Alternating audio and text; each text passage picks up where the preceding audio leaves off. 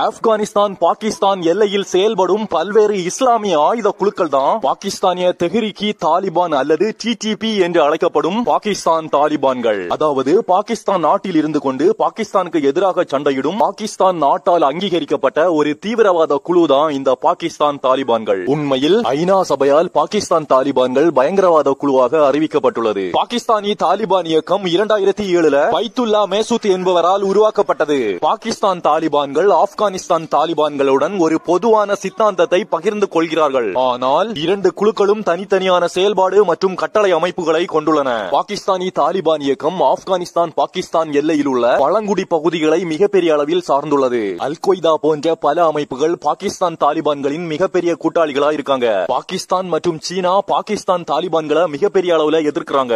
America, Britain, Canada என பல உலக நாடுகள் பாகிஸ்தானி தாலிபான் இயக்கத்தை ஒரு பயங்கரவாத குழுவாக அறிவித்துள்ளது.